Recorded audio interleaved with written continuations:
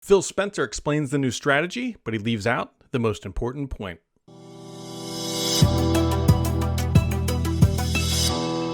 This week at Gamescom, if I could enunciate correctly, Xbox is making a ton of headlines, and a lot of them are really good. I mean, look at all these games that are coming to the Xbox console eventually, right? Not always on the day and date when we really thought they would, or maybe not necessarily the order we maybe were kind of hoping to see things play out, but either way, Xbox fans genuinely have a lot to look forward to. There's a ton of high caliber games that are going to be landing on a console near you in the very near future. However, there are also other headlines that are not doing so well for Xbox, notably the Indiana Jones landing over on the PlayStation console.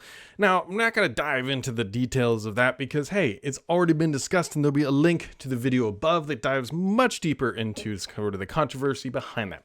However, this week, Phil Spencer has also sat down and done an interview where he really talked through sort of the changes in Xbox strategy, and there's a lot to parse out of this, especially the things that he almost said, like you can feel it on the tip of his tongue, but he didn't quite say it. So let's take a listen to what Phil has said. Going to the PlayStation announcement, obviously last spring, we launched 4 games, 2 of them on the Switch, 4 of them on PlayStation, and we said we're going to learn.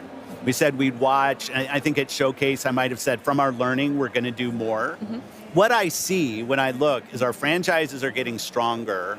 Our Xbox console players are as high this year as they've ever been. Amazing. So I look at it and I say, okay, our player numbers are going up for the console platform. Mm-hmm. Our franchises are as strong as they've ever been. And we run a business. Like, it's definitely true inside of Microsoft. The bar is high for us in terms of the delivery that we have to give back to the company, because we get a level of support from the company that's just amazing in what we're able to go do.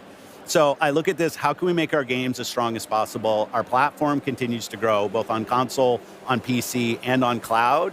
And I think it's just going to be a strategy that works for us. And the last thing I'll probably say is I think as an industry right now, there's a lot of pressure on the industry. It's been growing for a long time, and now people are looking for ways to grow. And I think that us as fans, as players of games, we just have to anticipate there's going to be more change in how some of the traditional ways that games were built and distributed. That's going to change. That's going to change for all of us. But the end result has to be better games that more people can play. If we're not focused on that, I think we're focused on the wrong things. So for us as Xbox, health of Xbox, health of our platform, and our growing games, most important things. Now, I want to pull out some quotes from this because there's some really juicy nuggets, like genuinely juicy nuggets in there. Phil Spencer says, our console players are as high as they ever have been. Now, this is somewhat interesting if you know the Xbox history, because the Xbox 360 was the most popular console, at least like volume of units going out the door during its life cycle. The interesting thing about that, though, you got to understand that maybe not everybody had Xbox Live then, but that doesn't really matter. So Phil Spencer is very clearly saying, like, hey, we've got the most amount of console players right now than ever before. He says our player numbers are going up for the console platform, meaning like things aren't stagnating, which sometimes, is easy to assume because we've heard like, hey, consoles this generation has been sort of the lost generation. Remember, there was the pandemic, console shortages and all that stuff. So he says our player numbers are going up and our franchises are as strong as they have ever been. So that's like 3 really powerful statements, right? Now, granted, this is a marketing event. He's not going to come out and say, well, it's a challenging time in the industry. The headwinds are making it really difficult to sell consoles, and we're pushing back on that. No. He's really come out championing the platform, the gamers, everything that's going on, and saying like, look, life is good on the side of Xbox. Which it's kind of counterintuitive. Like, if you have the most players ever, you have your volume continues to go up in player count, and your franchises are as strong as ever. Wouldn't that mean that you're like best positioned right now to be selling more consoles at the end of the day? That's kind of like what you would think. However, there's a couple different ways to interpret this. One, if we have more players than they've ever had in Xbox history, does that mean that like, hey, they're expecting like maybe we're at a plateau, right? We've had more than we've ever had before. We don't think we're going to sell a whole lot more, so we got to find ways to expand our revenue. Maybe, but you could also say like, look, clearly we've got a good, strong lineup, and that's why people are jumping over, and that's why we have more players now. It could go either way. However, I think he's leaving out something here that I think is starting to become a little bit more obvious. He says, look, we have more console players than ever before. Our platform is as strong as ever. People are coming to Xbox. But that's not what Microsoft's strategy says right now. The strategy says, hey, we're putting our games on Steam before on Xbox. We're also putting them on PlayStation not long after on the console. Like, it seems like Microsoft should be wanting to sell more consoles, right? That is the narrative. I think the missing statement here is he said, our franchises have never been strong as they are now. Our player numbers are continuing to go up for the console platform. However, there's no money in hardware. That is this phrase I think that is missing from everything that Phil Spencer has said. It's like, yeah, you have more console players, you have everything else, but I don't think Microsoft makes much money on their consoles. Sony does a little bit, I think, but it's not like the margins you see on software, which again, how does Microsoft make all their money? They sell to enterprises and they sell software. Software is where the margins are. I think that they're starting to realize like, okay, consoles is just kind of a loss leader and that narrative is never going to change. So we got to expand our scope and like, let Sony eat some of the console cost and we'll continue to make money off of their people. Now, granted, Microsoft has to pay a royalty to sell games on PlayStation. They're not just like free, our doors are open, just come sell whatever. Like they do pay Sony for that. But I think some of the reality here is Xbox is looking at the margins in their hardware, how much hardware they can sell, how much they can realistically sell. And they're like, it doesn't make a lot of sense. And so, yeah, there's more kind of evidence to some of this here. Let's dive into another quote from Phil Spencer. He says, we have to anticipate there's going to be more changes in some of the traditional ways that games are built and distributed. That's going to change for all of us, but the end result has to be better games that more people can play. I don't know if I am reading too much into this, but Phil Spencer is really changing a narrative here. Like there's a lot to unpack from this because the rumors and sort of speculation floating around here is like, hey, at one point there's a rumor like, what about if Steam ran on Xbox, like the console itself and that sort of thing.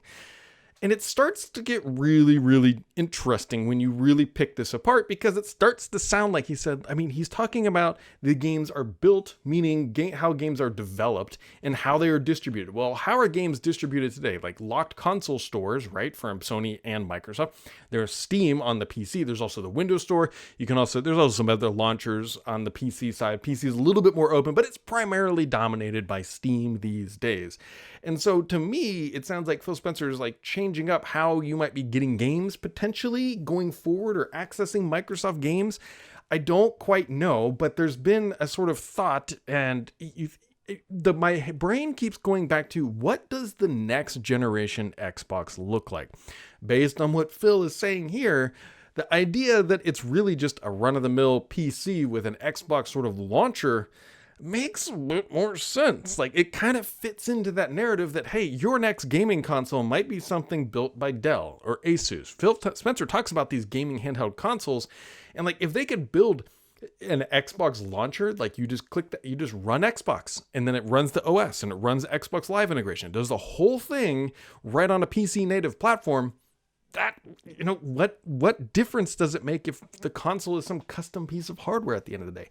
I don't think, and let me be real clear, I don't think Microsoft is getting out of the console space, but it goes back to that question of like margins. Like if Microsoft determines like we are never going to make money on Xbox hardware, so we've got to learn to change the narrative and change how business is done. And that is exactly what this quote on the screen explains, is how this is all happening. I think we're starting to see that transition. And so I've talked about it. Xbox is just a hypervisor that runs on Windows. So if you can go buy an AMD Zen, whatever, we're in 5 right now, a Zen 6, a mid-range GPU, you know, Xbox certified hardware, and then you just get the Xbox launcher. Don't get me wrong, there will probably still be a bundled solution coming to market, but you could imagine a small form factor PC, Xbox certified, and just has an Xbox icon that connects with the controller. And that's it. I don't know. And then Microsoft has mitigated the risk of hardware over to its partners who can then promise whatever. And yeah, I don't know. I still continue to think Xbox, at least for the next generation, will build its own console. But it'll be interesting to see if they start to change the shift about how you get these games. Backwards compatibility, and there's a lot of other questions that float out there. But yeah, So that has been Phil Spencer's interview, and then also announced today, by the way, not to say that like they're not the console space, are the new consoles that are coming, right? You can now pre-order the Xbox Series S 1 terabyte for $349 dues, the Series X with 2 terabytes at $599. That one doesn't make a lot of sense, but whatever. $599. These things are coming October 15th in the US, and then they'll roll out abroad. So things are changing, friends. That is sort of the point here. We've gotten this narrative down. Microsoft is very clearly going to publish games anywhere and everywhere it can make money. At the end of the day, Xbox is just trying to make money. And they will continue to support Game Pass on the Xbox side, but the games are going to be going elsewhere. And so if you're only buying an Xbox console for exclusive titles, the future doesn't look super great. However, if you buy an Xbox console to play Call of Duty, Fortnite, FIFA, Madden, all the big premier titles, Xbox is a very good platform. Game Pass continues to be the best value on the software side. And so, yeah, the times are changing about what is an exclusive, what is an Xbox at the end of the day. Maybe that narrative is changing too. So, as always, my friends, make sure to keep it subscribed here because the BS on this channel is me.